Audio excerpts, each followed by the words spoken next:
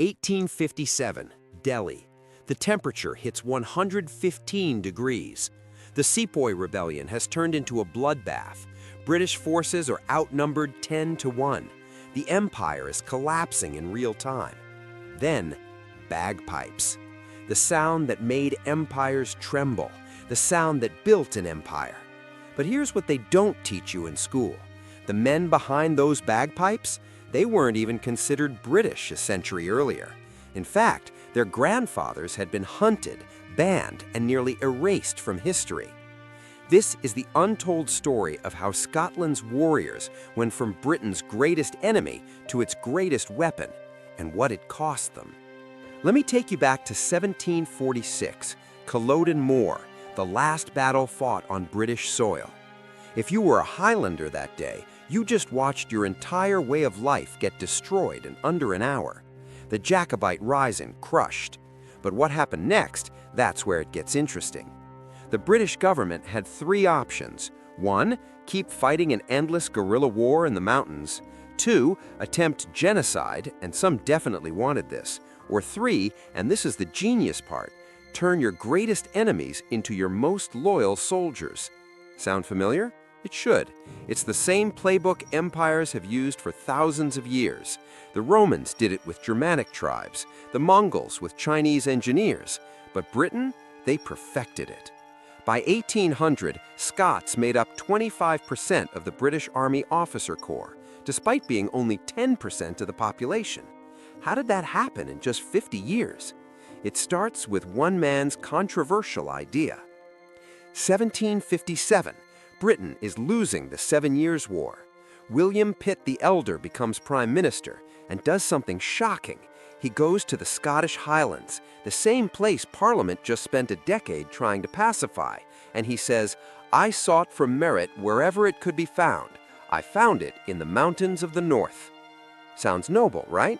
Here's the reality check. This wasn't about merit. This was strategic genius. Pitt realized these Highland warriors are trained from birth for combat. They're loyal to their clan chiefs, and most importantly, they're desperate for rehabilitation. The deal was simple. Fight for Britain across the empire, prove your loyalty, and we'll give you back your identity, your tartans, your bagpipes, your dignity. And here's the dark brilliance. Send them as far from Scotland as possible. India, Canada, the Caribbean. If they die, that's fewer potential rebels at home. If they succeed, you've got battle-hardened troops who owe you everything. By 1763, there were the 1st through 4th Highland regiments, plus 20 more battalions, over 12,000 Scottish soldiers serving globally, and they were about to prove their worth in the most brutal ways possible. Let me tell you about 3 battles that changed everything. Battle number 1, Bushy Run, 1763, Pennsylvania frontier. Pontiac's War. 2 British columns get ambushed by a confederation of Native American warriors. Complete massacre. Except the 42nd Highland Regiment, the Black Watch, they don't panic. They fix bayonets and charge uphill through dense forest in August heat in full wool uniforms. They break the ambush. Contemporary accounts say the native warriors had never seen anything like it. One Shawnee chief reportedly said, "The warriors with the skirts fight like demons." Battle number 2, Seringapatam, 1799, southern India. The fortress city of Seringapatam. Sultan Tipu, the Tiger of Mysore, has handed the British their worst defeats in Indian history. His walls are considered impregnable. The 73rd and 74th Highland Regiments lead the assault. They storm the breach at dawn, hand-to-hand combat for 6 hours. No retreat, no surrender. Casualty rate? 33%. 1 in 3 Highlanders who entered that breach died or was wounded, but they took the fortress. Tipu Sultan was killed, and suddenly all of South India was open to British conquest. Battle number 3. The Indian Rebellion, 1857. Remember Delhi, the bagpipes? Here's what actually happened. The 78th Highlanders, the Ross Shire Buffs, spent 4 months besieging Delhi.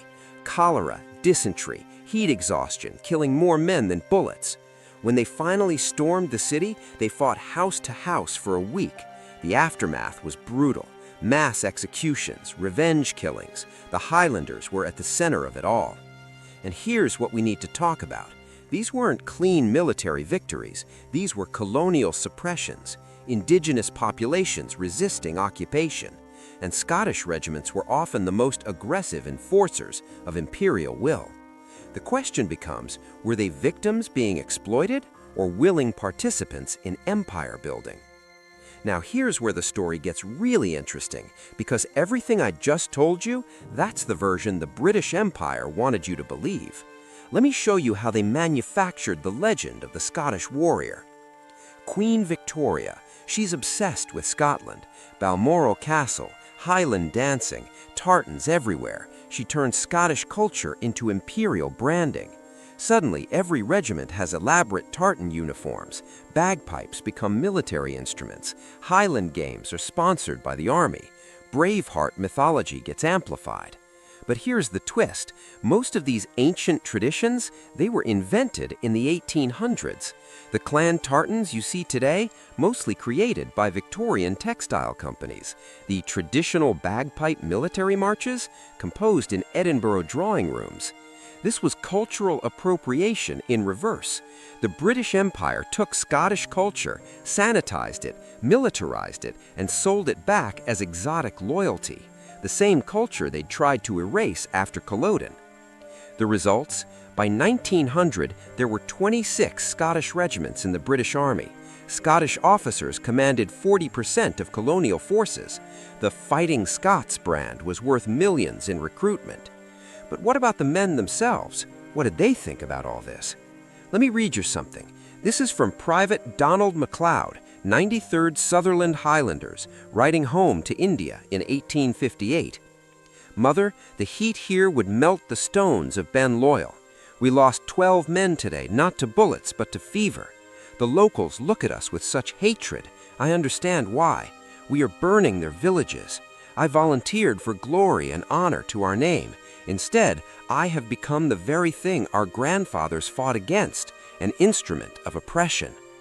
Or this from Lieutenant Colonel John Cameron, 79th Regiment, after the storming of Lucknow. I can no longer distinguish between duty and atrocity. We are called heroes in London. The Indians call us devils. Both are right. These letters weren't published. They're buried in regimental archives and family collections because they complicate the narrative. The human cost?